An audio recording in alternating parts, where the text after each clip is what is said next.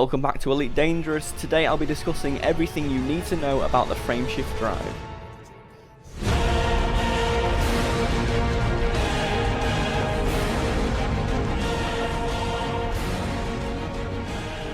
So I'm kicking off a brand new series, guys. In this we're going to be looking at every single internal component in the game and all of them, and we're just going to be doing a fully detailed guide on them. So if you have any comments about the new series, just leave them in the comments. If you'd like to help with future components, leave them in the comments, guys, and I will hopefully implement them in the future episodes. So what's going to be included in the video? Well, we've got what does the frameshift drive do, how do we use the frameshift drive, and also upgrading the frameshift drive. Now it's going to include a load of stuff, cramming it in, so hopefully it's not too long of a video, but just remember the length of the video depicts how much information is in here, and I'm going to try and go as fast as possible while giving as much information as possible. So what does the frameshift drive do? Well, it allows you to enter supercruise and hyperspace jumping. So supercruising is for maneuvering around systems faster than normal. If you didn't have supercruise, you'd be spending months traveling in between systems, but now it just takes a matter of minutes with supercruising. So if you want to go from Earth to Mars, it's going to take you minutes instead of months. You don't need to be targeting anything to enter supercruise, and also as soon as you leave hyperspace, you're going to be automatically supercruising,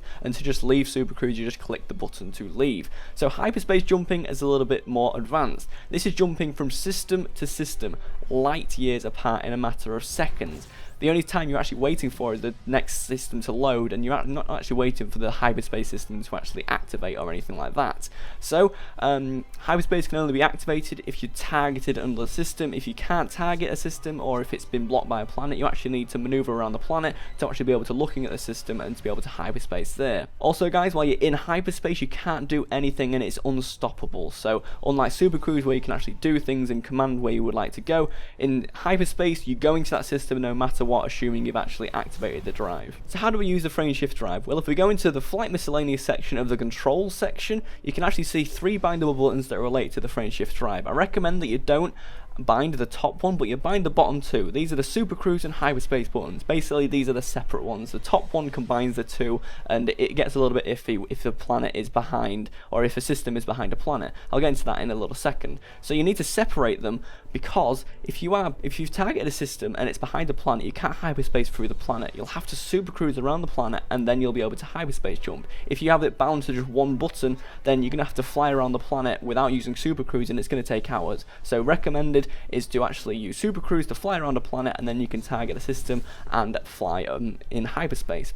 So when you activate the hyperspace or supercruise, you actually have a charge time begins. The charge time never changes unless you're inhibited by mass, like a ship or a planet. So if you've entered a USS and you're trying to run away from something, you're going to be mass inhibited by that ship behind you while you're running away. Or if you're near a planet, you're going to be mass inhibited by the planet. Of course, if you're not near any of that, then it's going to be the same time all the time.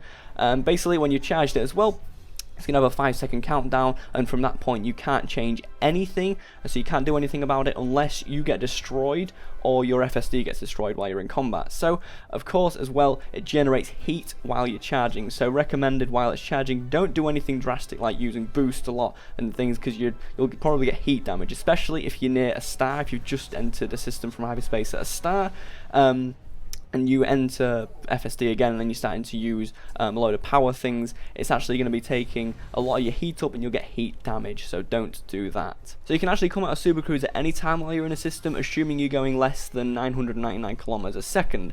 So to disengage at a place like a starport, you actually need to be going less speed than 999 kilometers a second, and also within 999 kilometers of the target.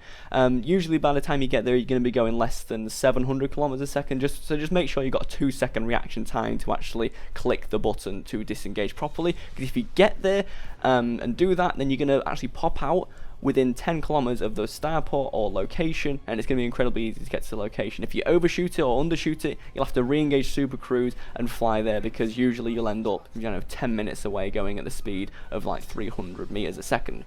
Now, to get to the targets in the fastest way possible, what I like to do is throttle up until it's 7 and 12 seconds. As you can see under the reticle, it does say 7 and 12 seconds, or it does say your time. So if you get that between 7 and 12 seconds, you'll actually be able to get there, and it'll throttle you up and down, and it'll adjust your speed so you get there in ample time. All you need to do is make sure that you're there for when you actually get close, and then you can actually click to disengage. It'll tell you when you can disengage safely, so just don't click that while you're not being able to disengage safely.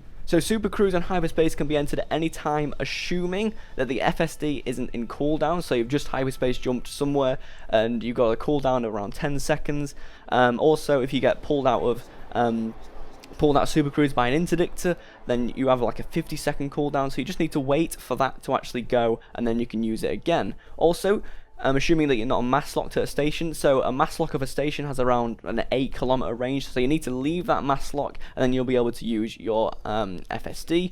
Your FSD isn't destroyed and is powered on, so make sure if you want to use it that it's got power to it. You can check it in your right panel and it's not destroyed. It gives you its HP and if it's powered or not in that right panel. Also, make sure that your weapons are retracted, so if they aren't retracted, just click the button that you got bound to have it retracted. Also, your other utility mounts actually work in that, so if you've got your discovery scanner and kill warrant scanner and stuff like that, they all work while you're in super cruise, so you can actually use these to target ships and analyze their ships while you're super cruising around. So next up we have upgrading the frame shift drive. Now where would you find these frame shift drives? Usually your best place is always an industrial or high-tech system. I prefer high-tech systems as you usually get a huge range of internals at these systems. Now all ships come with an FSD pre-installed in the frame shift drive housing. You won't have to buy one straight away. However, the one it does give you is always the lowest rating of the class it gives you. So there are 5 classes of frame shift drive. These are class 2, 3, 4, 5 and 6. 6 being the biggest, 2 being the smallest. So you can have a 2 on a Sidewinder, you can have a 6 class on an Anaconda.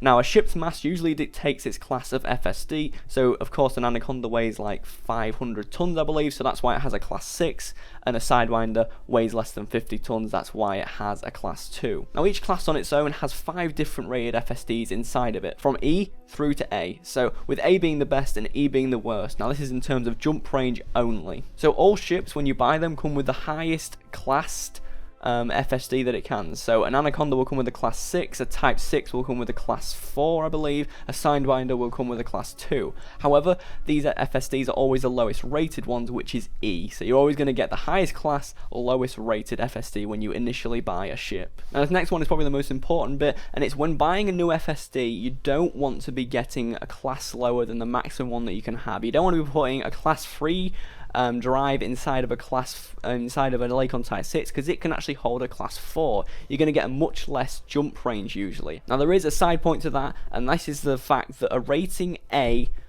of a class beats the class higher than that's D and E drive. However, it costs a huge amount. For instance, the A rating of the class 2 beats the class 3 rated E drive and matches the rated D drive of class 3. However, it costs 160,000 credits, whereas the other 2 drives that are as good do cost 20k. So it just completely outmatches it for the cost, and basically for 160k credits you can get a much better class 3 drive than a class 2 A drive.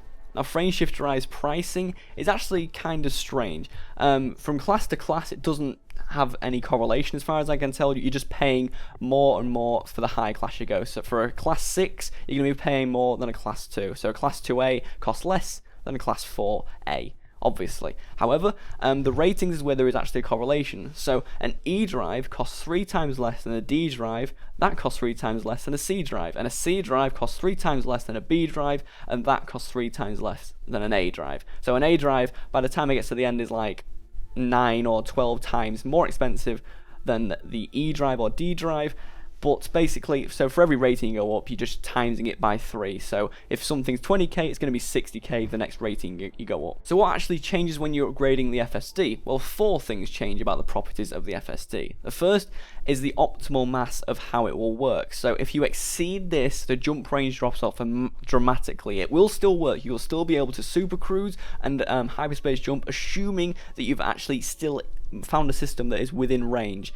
Basically, for instance, if I went and put a 2E drive, which I actually went and tested this, I put a 2E drive inside of my class Lake on Type 6, which has a class 4 I was only allowed to jump 1 light year. I couldn't find any systems that were that close. However, I was still allowed to go into Super Cruise, and I noticed no speed difference in Super Cruise. So the FSD's optimal mass, don't exceed it, and this is why you need to have the highest class possible inside of your ship, otherwise you're just messing around with optimal mass, and I wouldn't recommend it at all. So next up we have power draw, and this is actually pretty simple. Now the more power is drawn, the higher rating something is. So if an E drive has a draw of 2 megawatts, an A drive will have a draw of 6 megawatts, and everything in between that will lead up to that. It's not strange like these prices or anything like that. So next up we have max fuel used per jump, and this one's pretty weird. So inside of a class, say class 4, C, D, and E rated drives will always have the same tonnage of maximum fuel used. So maybe 2.5 tons is the max. However,